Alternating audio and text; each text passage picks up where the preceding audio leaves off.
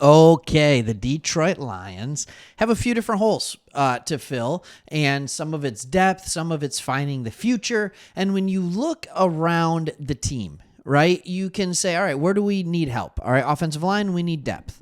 Wide receiver, but again, it's depth. We're looking for a third wide receiver. Linebacker, we're set. Defensive line, we're good. We might need an edge rusher going forward, but we have Hutch, right? So there's good starters at every level, and then you get to the secondary. And at corner, it's a position where you're like, all right, we got Carlton Davis, all right, we got Emick Robertson, and we have Mosley, depending on health, what he's going to look like when he gets in the game. But you wonder, what is the future at that position long term? And safety, again, we have two young players back there that I'm very excited about. So one more than the other, by the way. But in this video, we are going to be talking about 5 corners at different and varying levels that would be drafted at different and varying times, and they all bring different skill sets to the table. 2 of the names you're going to know. 3 of the names you probably won't. All right, I'm just going to come out there and tell you, and I'll tell you a little bit about these players and why they might fit with the Detroit Lions. Before I do that, hey, we are making a push for 20,000 subs. Of all the channels on the Sports Talk Network, this is the one right now that's, I think, growing the fastest, which is amazing because it's the one that's been out there the longest. So thankful for you for continuing to help us in what we are building here, but also just love the community. We love the Lions, all right? We love the Lions, and we love coming on here and making these videos. So without further ado, let's look at a few of the corners. Let's start with the usual suspects. And the first one is a man by the name of Kool-Aid McKinstry. All right, so Kool-Aid McKinstry is a cornerback out of Alabama. All right, and he had a couple of good years, but last year he was really, really good. And when you see me, if I'm evaluating a prospect, I like to do a couple of things.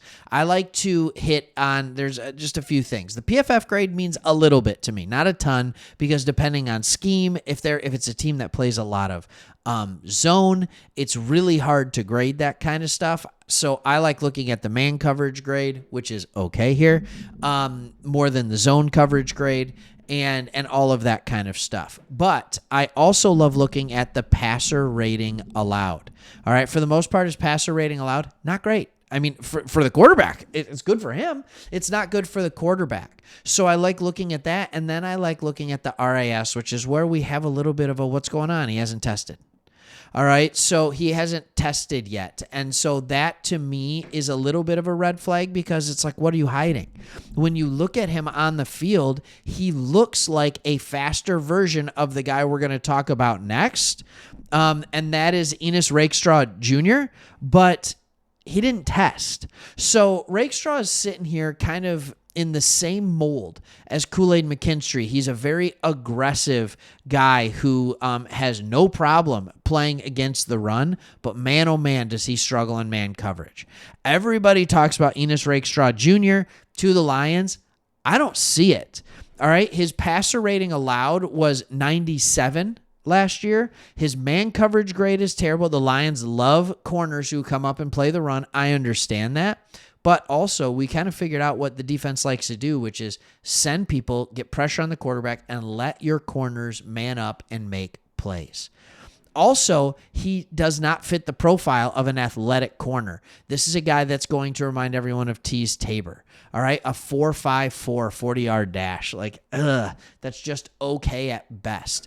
His weight, not great. For a guy who's a physical run defender, not great. His broad jump, not great. Like, he didn't even test in the agility drills. So if he's not great on all these, but those are the ones he decided to showcase, all right, so believe it or not, with the third player, I am going to go with someone that I believe is better than Rakestraw, and he plays for the same team. All right, it's Chris Abrams-Draine.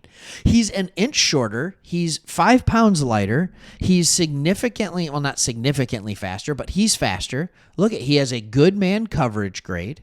All right, his quarterback rating allowed last year was 54 1.7 in 51 targets. He allowed less than 50% completion percentage to him in the SEC, going against good wide receivers. He had 12 forced incompletions on those 51 attempts. That's unbelievable. What is he not good at? Tackling. All right, so that's going to be a problem. And then you look at him, and at least he's faster. All right, at least he's faster here. So his speed grade is good. It is absolutely serviceable, 100% for a DB in the NFL. So Chris Abrams-Draine is the guy that I'm looking at corner, who might be available a little bit longer, all right, because I think he's a better athlete. I think he's better in coverage. He's definitely better in man coverage than Ennis Rakestraw Jr. So Kool-Aid McKinstry, obviously number 1 on this list. Chris Abrams-Draine, number 2. I'm not listing all the corners, so relax. But I do not hate Chris Abrams-Draine. Now, there's another player out here that I am really, and I mean really, intrigued by, and is a guy by the name of Cam Hart. He is out of Notre Dame. Last year, they only targeted him 28 times. That just tells you how good he is. All right. He allowed a 67% or 67 passer rating against. That's very, very good. This was his first really good year. His man coverage grade was solid. Look at the size, 6'2", 207. We'll go over here to the athletic profile. His size is elite. His height, they actually measured him at 6'3". How cool is that? All right, his weight, 202, both one in the 99th percentile and the other one in the 91st percentile. That's solid. His explosion was great. So when you combine length with explosion, the ability to jump, the ability to dive, the ability to get your hands on the football, that makes out a really good player. And then when you test your speed grade over here and it's this good, this has the sneaky makings of being one of the best corners in this draft. 1 or 2 or 3. If he can get in there. And this is a guy who, you're looking like Richard Sherman type of thing, where it's like put the big guy on the outside, let him not worry about anything else, put him on one side, opposite of Carlton Davis, you're good to go. RAS of 9.82. And remember, RAS, relative athletic score. All right, this is a solid player. Now I'm going to throw a flyer out there for you on another player, and this is a player that is absolutely just a guy that it's like, all right, his coverage wasn't great. I'm not going to lie to you. All right, but there's a couple things about him, and his name is Nehemiah Pritchett, and he's a corner out of Auburn, and he has elite speed. He has absolute elite speed. I wonder what this looks like, because if there's one thing, especially with the new kickoff rule, right? When you look at the new kickoff rule in the NFL, there's going to be a lot more returns available. To have a guy on your team that's not necessarily going to play all the time, maybe has the ability to become a starter long term. I mean, he's 6 foot, 190 pounds. He has the size, and he has the speed. So what does that look like? He has a good athletic profile. Those usually turn into good returners. So maybe it's just kind of one of those things that I thought about on the back end of it. I'm like, yeah, that makes some sense. Let's look at that. So anyways, 5 corners that I think would be a decent fit for this team. 4 corners that I think would be a good fit, and a guy that I loved earlier just because of his willingness to go up and tackle. I did a video on Rakestraw Jr. earlier talking about how much I like him.